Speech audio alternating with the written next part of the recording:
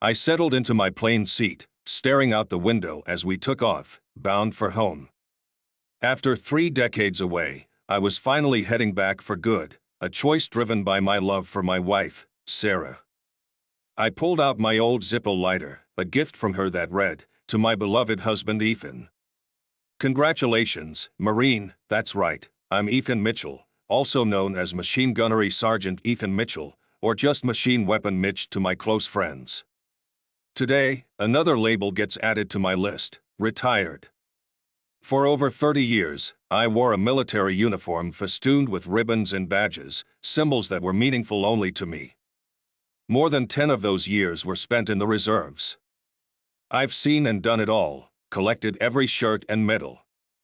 When Sarah and I got married, I was already in good shape. We first met on the side of the road one evening after work. I was working as a mechanic at a large car dealership in Coeur d'Alene, Idaho, when I noticed her car with its hood up, steam rising from the engine. I offered my help, quickly pinpointing the problem, a busted fan belt. A quick trip to the auto parts store and some rapid repairs had her back on the road in no time. "Thank you so much," she said with genuine relief. "I thought I'd never make it back to Spokane, just get home safely," I replied. "Let me repay you," she insisted. "How about dinner?" "Do you like Red Lobster?" I figured, why not? I do like Red Lobster, so I said yes. She beamed as she jotted down her name and number. "Perfect," she said. "How about Friday at 7 p.m.? That Friday marked the start of our journey together. 8 months later, I proposed, and in 1987, we were married. Since then, I've been a happy man. Sarah moved into my home in northern Idaho, increasing her commute to her teaching job in Spokane Valley by over 30 miles. We thought about relocating closer to her school, but I was attached to our house, nestled on 5 wooded acres off Interstate 95, a gift from my parents. I hope to pass it down to our children someday.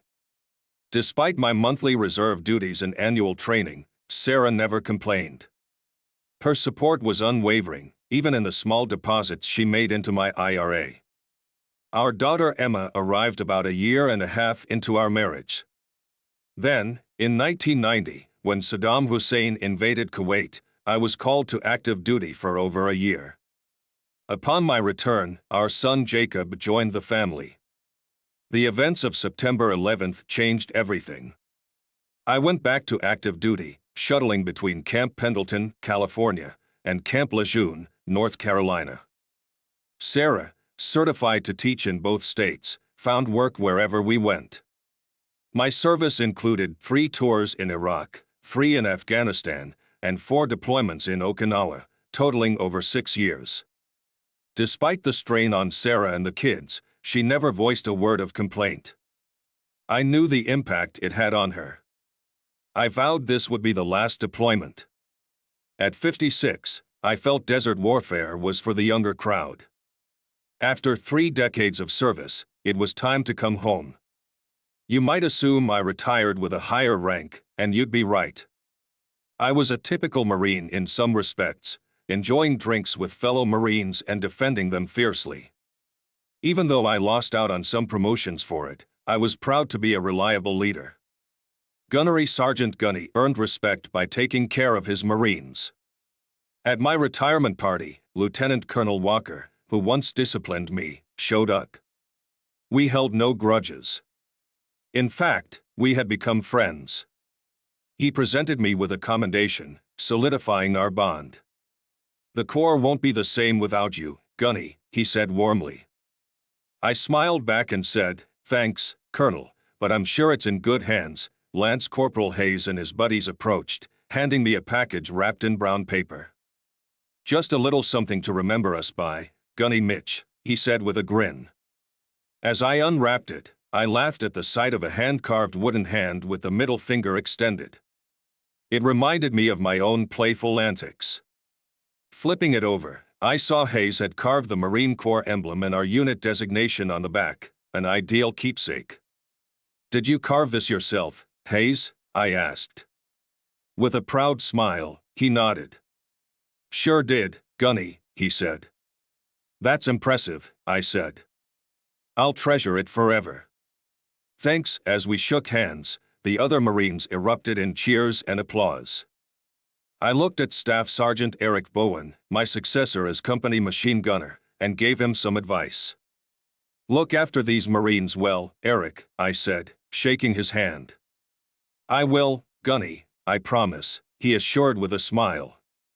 Good, because if you don't, I'll come back and kick your ass, I joked, causing more laughter.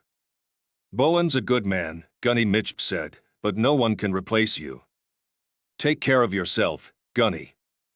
It's been an honor serving with you. After saying my goodbyes, I made my way to the exit, where the driver told me my gear was ready. As the plane descended, reality hit me again, and I spotted the familiar landmarks of Spokane below, the river, the waterfall, Riverfront Park, and the Expo 74 pavilion. Memories of sunny days there with Sarah and the kids flooded back. As I got off the plane, I scanned the crowd for Sarah, who knew I was arriving. She wasn't there yet, so I grabbed my bags and hoped she'd show up soon. That's strange, I thought, texting her again at the airport. Where are you? No response. I tried her cell, but it went straight to voicemail. Growing anxious, I called home but only got the answering machine. God, I whispered, please let her be safe. Her parents hadn't heard from her either. Need a ride? Her mother offered. Not just yet, I replied. Maybe she's just stuck in traffic. I'll wait here and call if I can't find another ride. I didn't want her making the trip all the way out here for no reason. I understand, Ethan, she said, before hanging up. A moment later, a stranger caught my attention. Need a lift, Gunny? He asked, while loading bags into a white SUV. I thought my wife would be here by now, I said. Where are you heading? He inquired. Idaho, around Athol and Bayview, I answered. I'm going that way, he offered. Definitely better than a cab, I agreed. Let me at least cover the gas, he waved off my offer. No need. The company's covering it, he said. I threw my bags in the back and climbed inside. Vacation? He asked, glancing at me. Retirement, I corrected. 30 years in, and now I'm done. It's been a long day, hasn't it? He noted, introducing himself as Mark Stevens. You could say that, I agreed, sending another text to Sarah. Got a ride? TC is home, so, what are your plans now? He asked as we pulled out. Not much, I said. Fishing, hunting, just enjoying life with my wife, he chuckled. I retired from the Army after 25 years as a lieutenant colonel. Retirement isn't always what it's cracked up to be. What do you do now? I asked. I run a camp for men up north, he replied. Really? I raised an eyebrow. I've never heard of it. What's it all about? It's designed to help men dealing with serious personal issues, he explained. Like what? I pressed. Infidelity, for one, he said knowingly. That sounds familiar, I said with a sigh. We offer help on multiple fronts, physical, mental, emotional, and legal, he elaborated. Sounds pretty intense, I remarked. How long do they stay? 3 months, similar to boot camp, he answered. That's quite a commitment, I commented. Have you ever been a drill instructor? He asked. Yes, at Paris Island, South Carolina, I confirmed. I was promoted from sergeant to staff sergeant there, so I'm familiar with rigorous training, he noted. His words intrigued me, and I felt a growing curiosity about the camp. I've been authorized to bring in a senior instructor to oversee our staff, welcome new arrivals, and manage the program. Interested? That definitely catches my interest, I admitted. Feels like this is a sign you're perceptive, Ethan, he complimented. The company has had its eye on you for a while. Me? I asked, puzzled. Why? You're a local with a combat background and a solid record, he explained. Despite a few bar incidents, you're exactly what we need, so, your company's been watching me? I asked, feeling cautious. Yes, he confirmed. We were waiting for your retirement. This role suits you perfectly. Better pay, better benefits, and you'd report directly to me. That's intriguing, I mused. But there's got to be a catch, right? You're right, he said, handing me a folder. Take a look inside. I opened the folder to find a report detailing my wife's affair with her school principal, Elton Harrington, spanning more than 20 years. I was stunned as I watched the enclosed DVD. Where did you get this? I asked, bewildered. I won't sugarcoat it, Ethan, he replied. The company looked into you after I expressed interest in hiring you. Part of that involved examining your personal life. I assume you were unaware. No idea, I said, shocked. How do you know it's been going on for so long? Our investigators are thorough, he said. They use the latest technology. They pieced it together from conversations between your wife and Harrington. She's been very careful about hiding it. It all started to make sense. The frequent visits while I was away.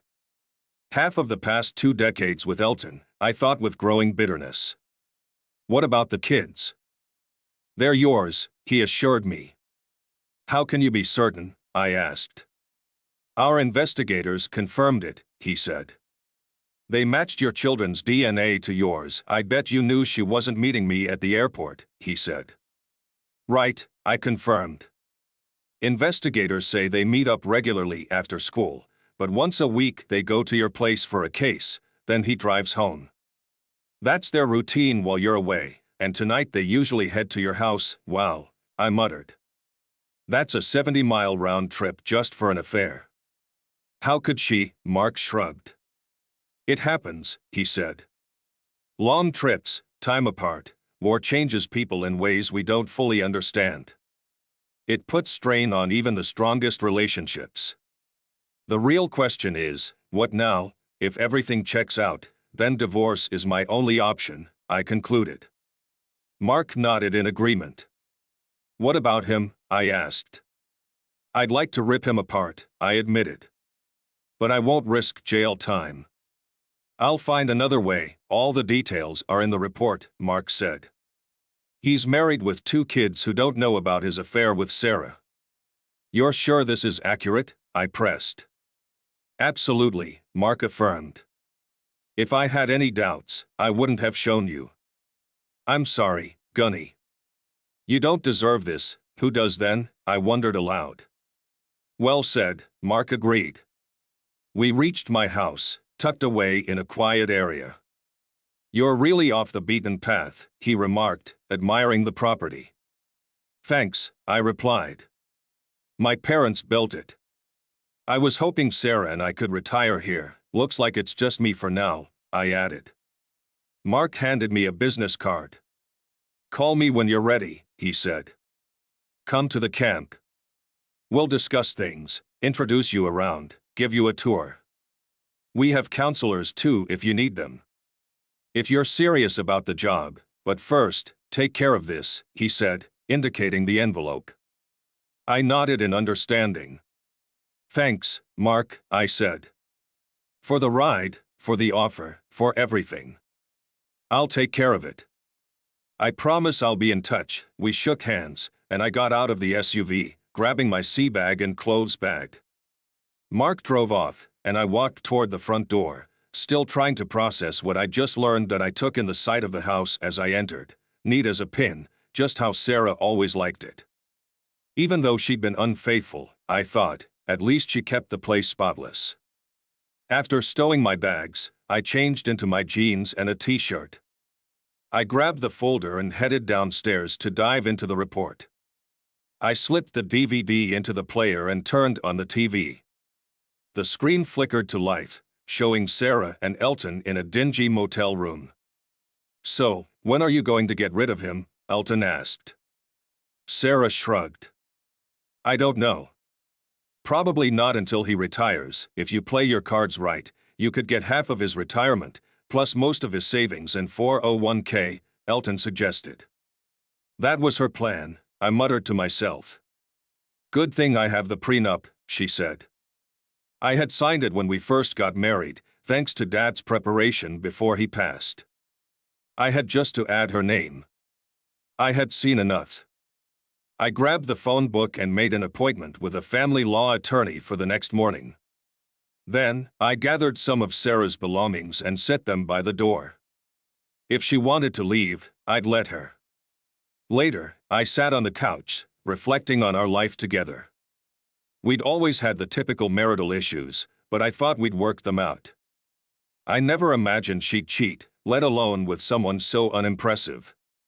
I even laughed out loud thinking about it. Yet, the idea that our intimacy might have caused her pain was a revelation I'd never known. It surprised me that she always stayed trim, even after the kids. I made my way to my office and pulled open the cabinet where I kept my indoor tools. On the shelf, I spotted an unopened package of duct tape, 2 rolls inside. An idea formed in my mind. I grabbed the tape and a package of zip ties, then closed the cabinet.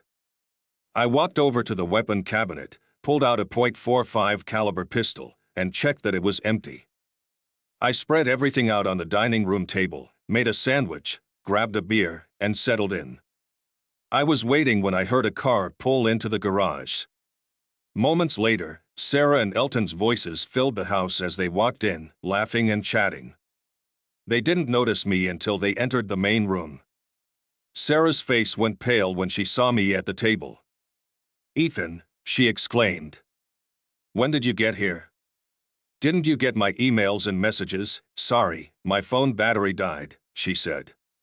"Things aren't what they seem, Ethan." "Trust me, really," I said. "So it's not you and Elton about to have a little fun in our bed?" Elton looked from me to Sarah and froze when I raised the pistol. His eyes widened in terror, and his face went ashen. The gun wasn't loaded. Hell, the magazine didn't even fit, but they didn't know that. "Oh God," Elton cried. "Please don't do this." I noticed a wet spot spreading in his lap and smirked. The fool had wet himself. "Shut up, creep," I said. "You think you can entertain another man's wife for over 20 years and get away with it? I don't think so." "Stand against that tree," I ordered. "Put your back to it, hands behind your back." I turned to Sarah. "Tie him to the tree," I commanded. "I want to see just his eyes and nose."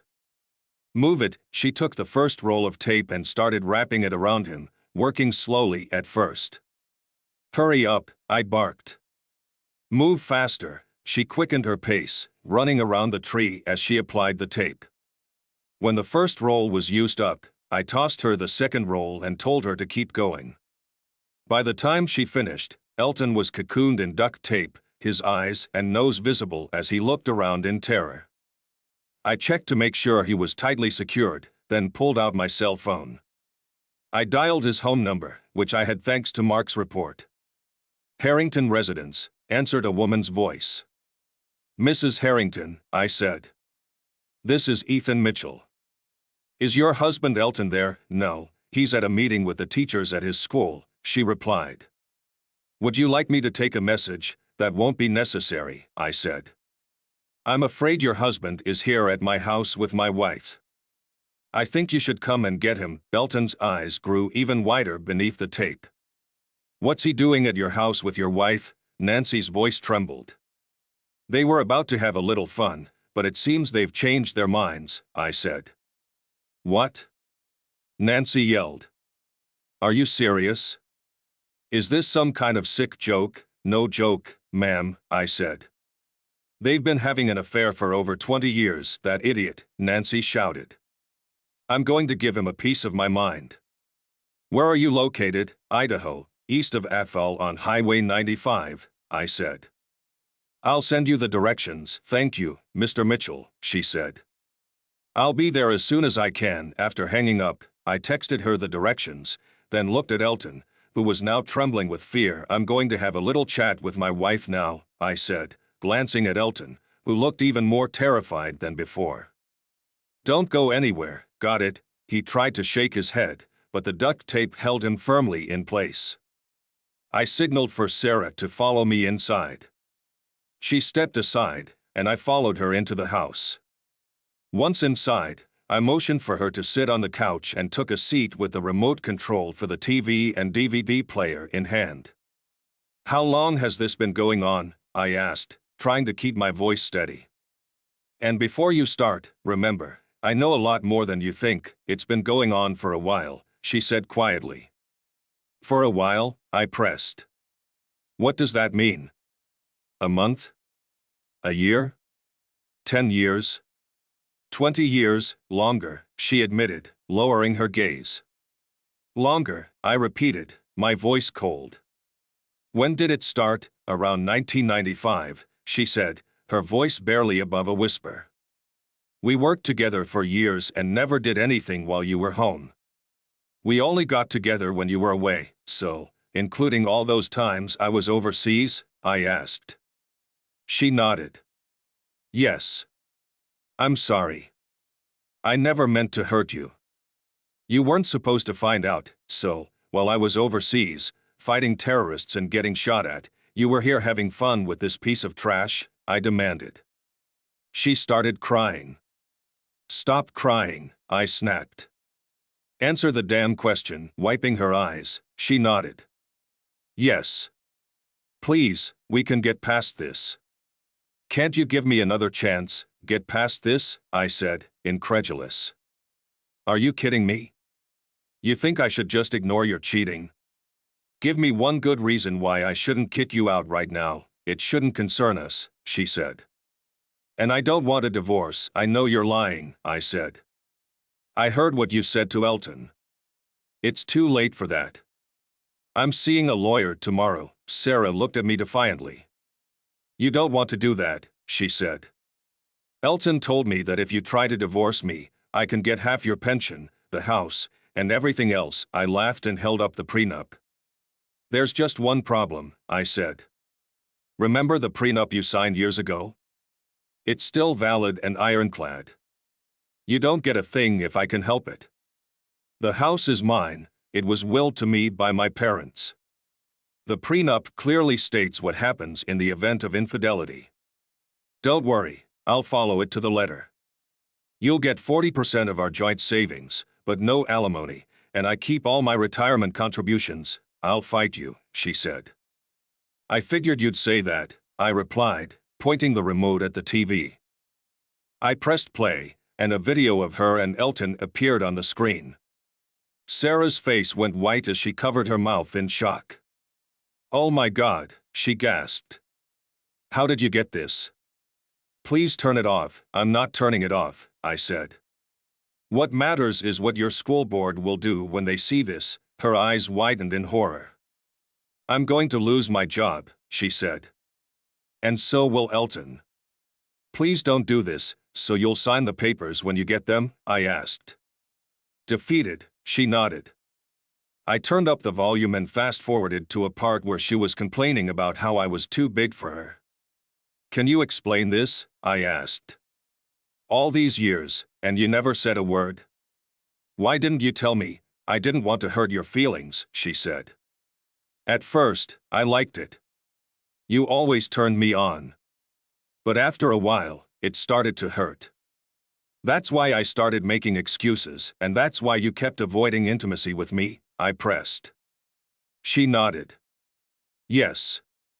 I'm really sorry, that's what you keep saying," I said. I grabbed her purse, pulled out her keys, and removed the house keys and her wallet. I took her ATM and general credit card but left her STCU card. I knew she had an account at the Spokane Teachers Credit Union, where she contributed 10% of her paycheck. If she needed money, she could use that account. I tossed her purse back on the couch. "I guess I should pack up and leave," she said quietly. "Not yet," I told her. "You still need to explain things to your parents and our children. They need to know why we're divorcing. Please don't make me do this," she begged, tears streaming down her face. "Why?" I asked. "You've had no problem cheating on me for 2 decades. Are you really ashamed now?" "I'll hate you," she cried. "I know it, that's too bad," I said, picking up the phone. I was about to call her parents when I saw headlights pulling into the driveway. "Ah, I see Nancy is here," I said. "You can start by explaining to her why you entertained her husband." A moment later, there was a knock on the door. I opened it to find a well-fed woman who looked a little younger than me, dressed in tight ripped jeans. She seemed to be sizing me up just as much as I was observing her.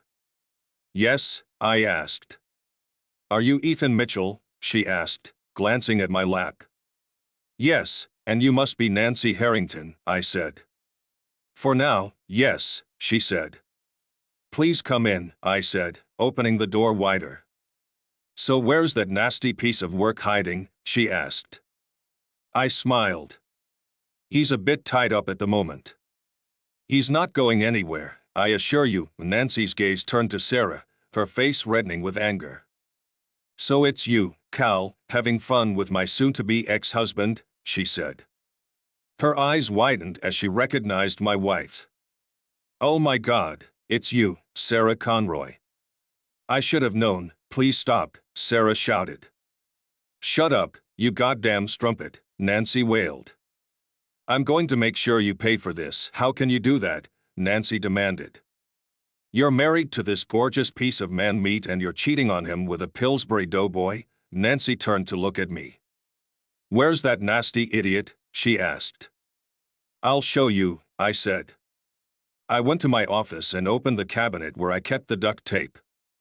I grabbed a box cutter, a bottle of 90% isopropyl alcohol, and a fairly clean rag that used to be a t-shirt. I returned to the front room and invited Nancy to follow me outside. We went outside, and I pointed to the tree where Elton was secured. Nancy burst into laughter when she saw him wrapped in duct tape. Elton's expression was a mix of fear and humiliation as he saw Nancy. "I like your style, Ethan," Nancy said. "It's going to take forever to get him out of this." I shook my head and placed the box cutter and rag on the ground. "No, it won't take long," I said. I pulled out the box cutter and began cutting the tape. Nancy approached Elton and stared him down. "You're a damn creep," she said, taking off her rings and tossing them onto the ground. "You haven't touched me in months, and now I know why." I could tell Nancy was not someone you wanted to cross. I finished cutting the tape, and Elton fell to the ground, writhing in agony. "Okay, get up," I told him. "Get back in the house." Elton scrambled inside, and Nancy watched him go, a smirk on her face. "He's been more fun to be with than I've had in years," she said. "Please, haven't you done enough?" Sarah pleaded. "No," I said. "Call your mom and put her on speakerphone." Sarah dialed her parents. "Hi, Mom," her mother answered. "Mom, it's me, Sarah," she said, tears in her voice. "Sarah, what's wrong? Are you hurt?" her mother asked. "Mom, Ethan is kicking me out of the house," Sarah said, crying. "Why is he doing that?" her mother asked. "He found out I cheated on him," Sarah sobbed. "You did what?" Her mother's voice rose with anger. "You stupid cow. How could you do that to your husband? I thought I raised you better than this. What's wrong with you?" "I don't blame him for kicking you out," her mother added. "Mom, please, can I stay with you for a while?" Sarah begged. "I think so, but not for long," her mother said. "And no men. Do you understand me?" "Thank you, Mom," Sarah said, sniffling. "Is Ethan there?" her mother asked. "I'm here, Mom," I said. I had always called Sarah's parents Mom and Dad since we'd gotten married. "Are you okay, son?" her mother asked. "I'll be fine, Mom," I said. "It won't be easy, but I'll get through it." "I'm so sorry, Ethan," Sarah's mother said. "You were always so good to her. I don't know what got into her. Please stay in touch." "I will, Mom." "Thank you," I said before ending the call. I looked at Sarah. "You have 2 more calls to make, so get on with it." "Please don't make me do it," she sobbed. "Why not?" I asked. "They deserve to hear the truth." "Get to it," trembling, Sarah picked up the phone and called our son, Jacob. "Hi, Jacob," she said when he answered. "It's Mom, are you okay, Mom?" Jacob asked. "No," she replied. "Your father and I are getting a divorce." "What?" he said. "It can't be. What happened? Did Daddy cheat on you or something?" "No, son. I cheated on your daddy, and he found out," Sarah said. "Mom, how could you?" Jacob asked. "Is Daddy there?" "I'm here, son," I said. "Before you ask, I'm fine. I just thought you should know the truth. Your mother has been cheating on me for over 20 years.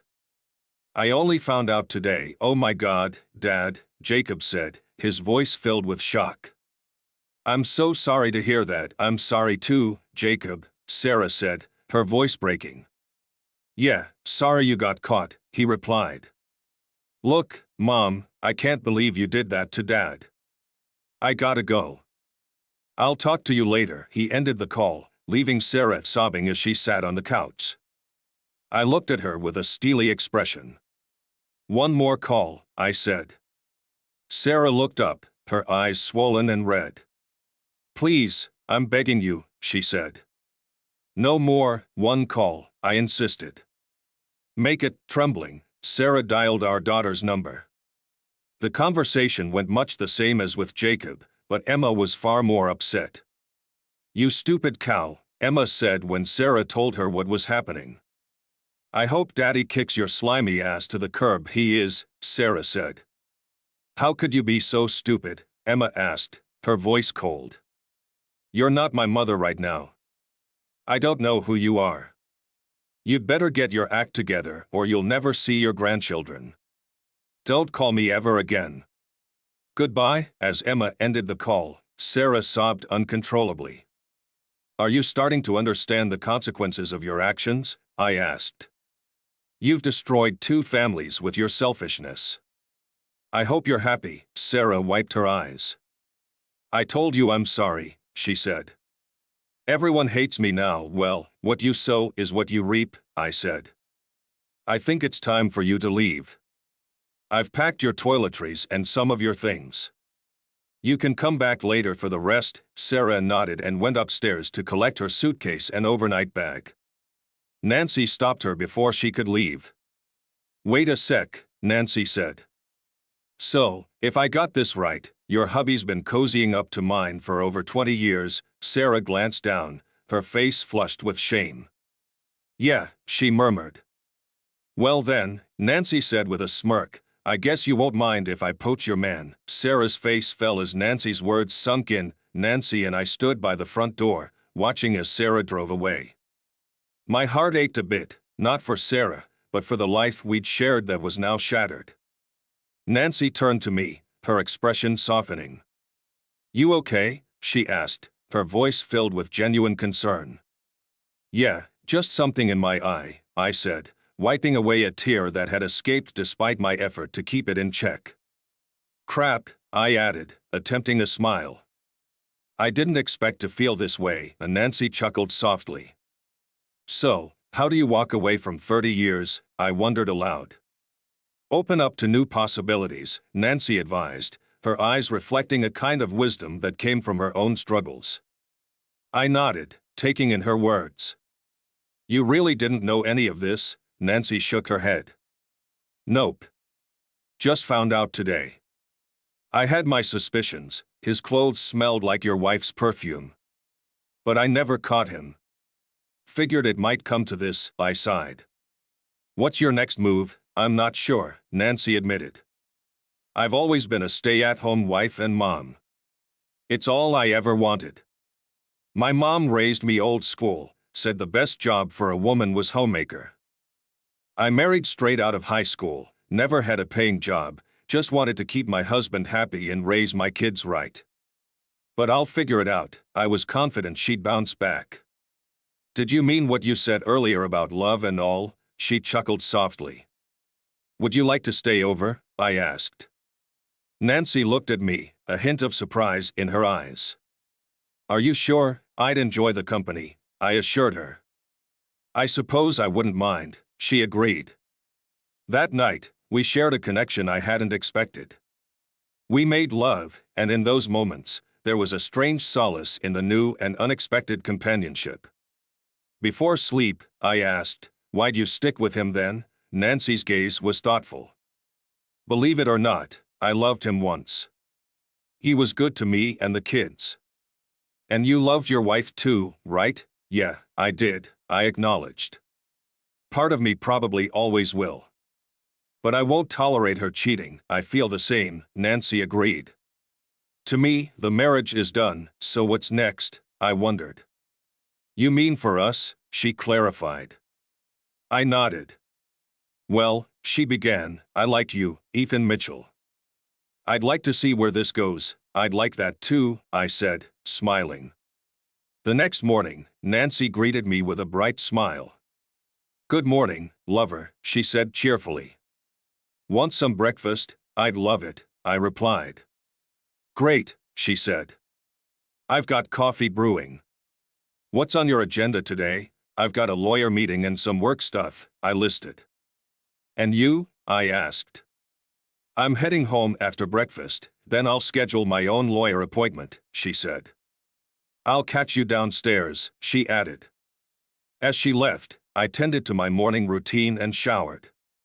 Opting for my Class C uniform, I dressed, made sure everything was in place, and headed downstairs.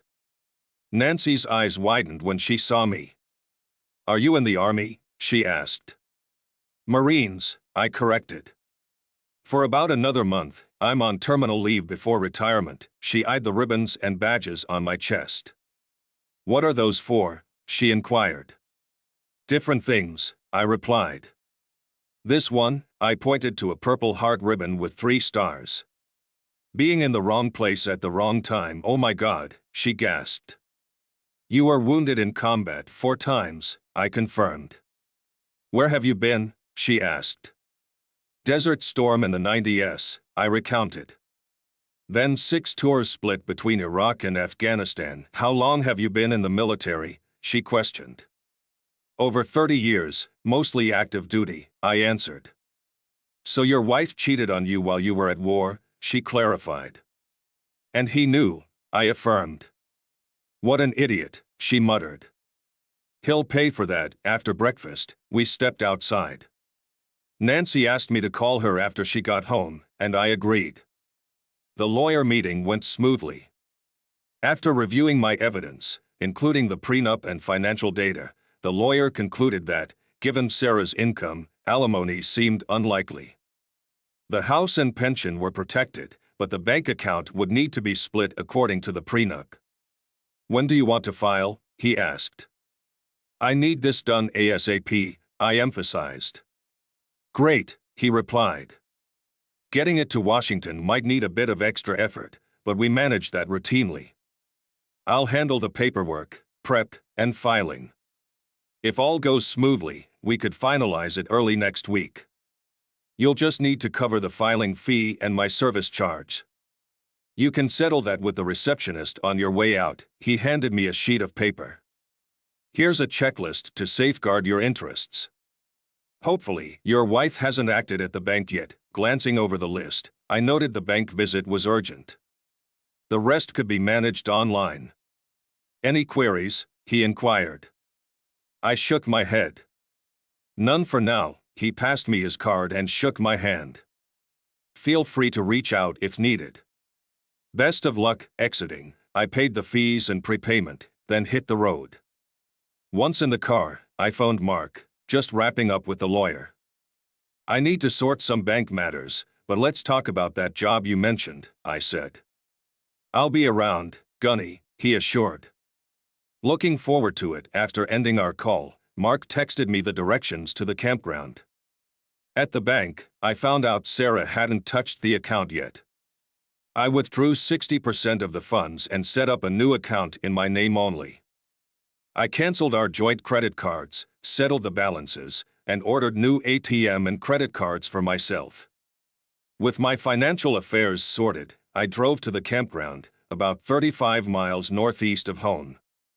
The drive was longer than usual, but it gave me time to think.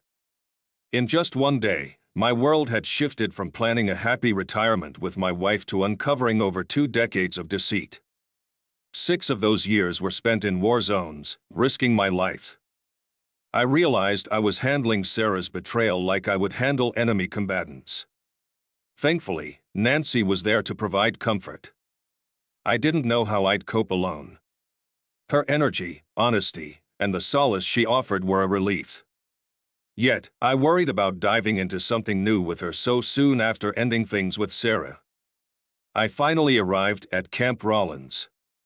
The road leading to it was narrow, but I sped up a bit until I reached a gate manned by a guard in camouflage, armed and alert. "I'm here to see Mark Stevens," I said. "Ethan Mitchell." I handed him Mark's card and my driver's license as instructed, waiting for him to check them. "Just a moment, sir," the guard replied.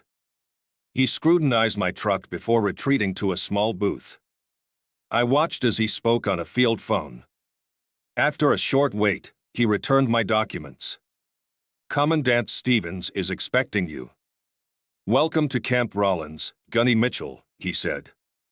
He opened the gate, gesturing for me to drive through. The camp was immaculate, with neatly arranged wooden buildings surrounding a central area where soldiers practiced drills. The lawns were perfectly manicured. I found the camp headquarters and parked. Inside, I was greeted by a professional-looking blonde receptionist who smiled warmly. "You must be Sergeant Mitchell," she said. "That's right," I confirmed. "Welcome to Camp Rollins," she said. "Commandant Stevens is waiting for you." "Would you like some coffee, black, please?" I replied. "Of course," she said and went to get it. "Please come in." I knocked on the door, and Mark, who was on the phone, welcomed me in. He wore a khaki uniform shirt with silver oak leaves, indicating his rank. After ending his call, he stood and shook my hand. "Glad you could make it, Gunny," he said. "Please, have a seat." As I settled into a chair, the receptionist brought in my coffee. I took a sip, feeling the warmth and comfort it provided. "No problems getting here?" Mark asked. "None," I replied. "Your directions were perfect." "Good," he said. "Before we get into the details, let me explain what we do here. Every man who comes through these gates is dealing with their own kind of suffering. Most have been cheated on or mistreated in some form, physical, emotional, or both. Many are what some might call weak, lacking the physical and emotional strength to cope. These men often find themselves exploited by the women they're involved with." "That's intense," I said, surprised by his straightforwardness. "So, what's the approach here?" "Our first goal is to refocus and strengthen them physically," Mark explained. "We cut off all access to the internet and electronics, no cell phones, laptops, or tablets. For the first 3 months, there's no online access whatsoever. No emails, social media, or anything else." "That sounds pretty harsh," I said with a smirk. "It can be," Mark acknowledged.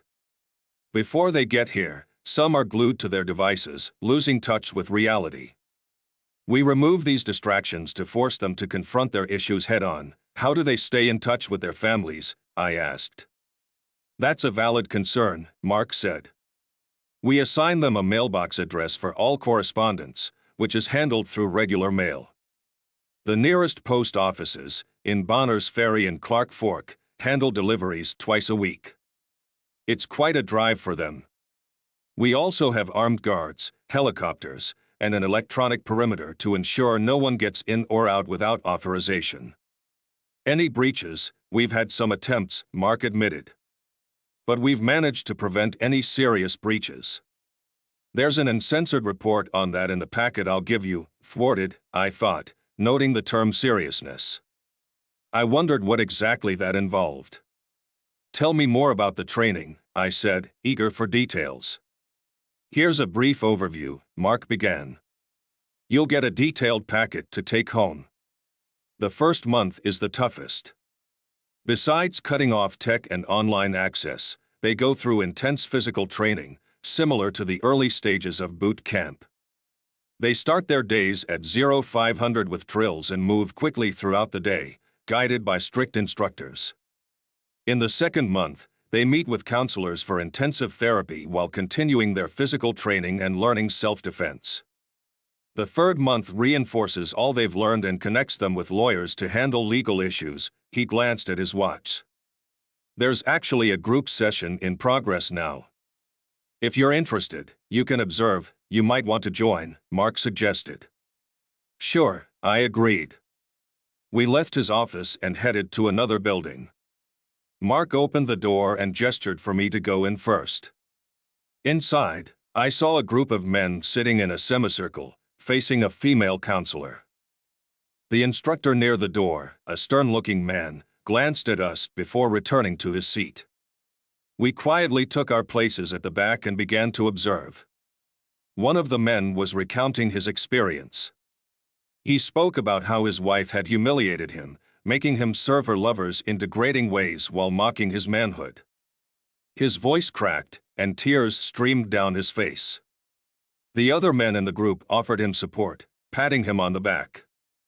The instructor, a burly man with sergeant stripes, maintained a composed demeanor, though his clenched jaw revealed his anger as he listened to the man's story. As the counselor comforted the man, I felt a strong resolve to join this organization. I wanted to be part of something that truly helped people. After the session, Mark signaled me to follow him, and we left the building. He gave me a tour of the camp, showcasing its facilities. We then visited the instructor's quarters, where a few men in khaki shirts, some with sergeant chevrons and others with staff sergeant insignias, were gathered. Mark introduced me to the group. I chatted with them and learned that half were former Marine Corps drill instructors, while the other half were ex-Army NCOs. From our conversation, it was clear that they were a close-knit team, genuinely dedicated to helping their students. Interested in joining the team? One of them asked. I glanced at Mark, who nodded. Actually, yes, I replied. Mark grinned. I've asked Mark to be our new senior instructor. He's on terminal leave for now, but I'd like him to spend some time here getting to know everyone. The others welcomed me with nods and handshakes. Welcome aboard, Gunny, one of them said, shaking my hand. Thank you, I replied, feeling a sense of belonging. Back in Mark's office, we discussed the work and activities at the camp. So, you're in? Mark asked. Yes, Mark, I confirmed. Mark smiled and shook my hand. Welcome aboard. By the way, why did you decide to join us? After hearing that man's counseling session, I said, I realized that these stories are real. I used to think they were just internet myths. Mark nodded. It's more common than people think. With a chuckle, he added, I should make you an official offer. He handed me a document outlining the company's proposal. I was amazed by the salary and benefits, which far exceeded what I'd earned in the military. I accepted without hesitation. Here's some light reading to keep you busy for the next few weeks, Mark said, handing me a stack of folders. Feel free to visit anytime, he added with a grin. You'll definitely want to be here for the cow burning ceremony. What's that? I asked. It's a tradition at the end of each session, Mark explained. I think you'll find it interesting. After saying goodbye, I took my folders and headed home. The next 3 weeks flew by. Sarah signed the divorce papers without contest, and my attorney informed me the divorce would be finalized in 30 days.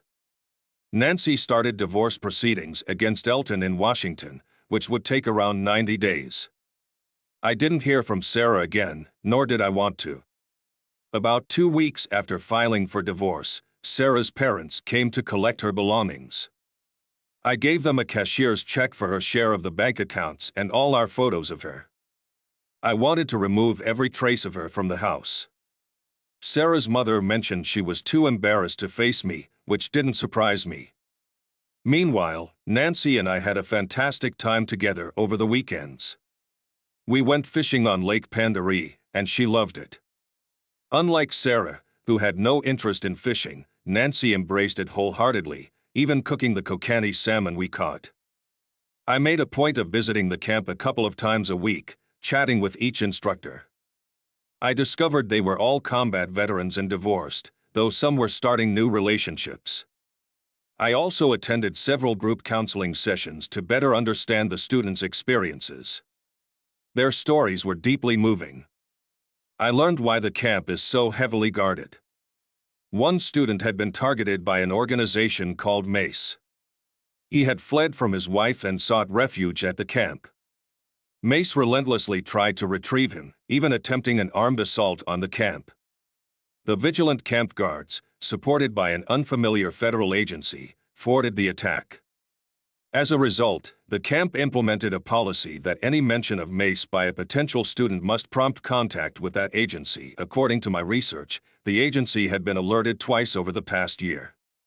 As the month drew to a close, Mark invited me to witness the burning of the cow ceremony, which marked the end of the 3-month program. I put on my Class C uniform and drove to the camp. The ceremony was held at night, and Mark and I watched from a distance as spectators. The students gathered around a straw figure adorned with pictures of their ex-wives.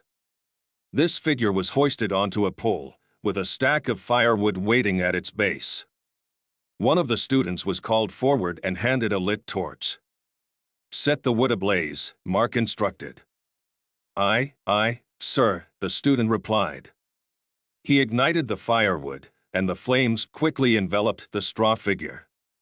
The students chanted, "Burn, burn, burn," as the effigy blazed.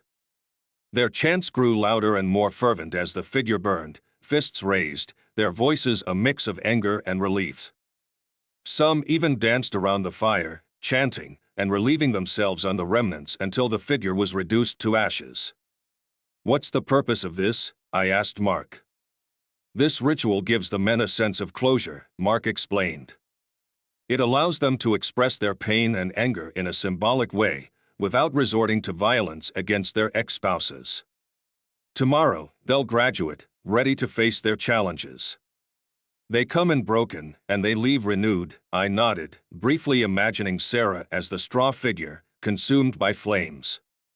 The thought brought a faint smile to my lips. "How are things at home?" Mark asked. "Progressing well," I replied. "The divorce will be finalized soon." "How are you holding up?" he asked. "I'm managing," I assured him. "Better than expected." "That's good to hear," Mark said. "Your break ends in a few days." "Yes," I confirmed. 3 days precisely." "Excellent," Mark said with enthusiasm. "I'm looking forward to you meeting our new students. They arrive in 4 days. And you'll need this." He handed me a small box, which contained a set of polished metal chevrons. "Are you a sergeant major?" I asked. "Yes," he confirmed. "These chevrons signify your role as a senior instructor." "Congratulations." "Thank you," I said, accepting them. Mark grinned. "No, thank you," he replied. In the following days, I spent time with Nancy. Elton had offered to buy out her share of the house, which she agreed to, likely planning to move Sarah in. Nancy was eager to leave, so I suggested she move in with me. She agreed, and I rented a trailer to facilitate her move. It would be cozy at first, but I was confident we'd manage. Nancy helped me prepare for my first full day at the camp, making a lavish breakfast and giving me a farewell kiss as I left. "Keep up with them," she urged, smiling. "I will," I promised. Although I wasn't sure where my relationship with Nancy would lead, she had already begun to fill the void left by Sarah. I hadn't felt this content in a long time. When I arrived at the camp, I checked my appearance in the mirror, adjusted my gear, and stepped onto the porch overlooking the group of men waiting on the trail. "Oh my God," I exclaimed, surveying the motley group gathered in the parking lot. "How do they expect me to mold these men when they don't even send me proper candidates to start with? Get this pathetic lot out of my sight and start processing them before I lose my temper." "Yes, Sergeant," one of the staff replied, ushering the group toward processing. As they left, I turned to see Mark's grin stretching from ear to ear. "Excellent job," he said. Welcome to Camp Rollins.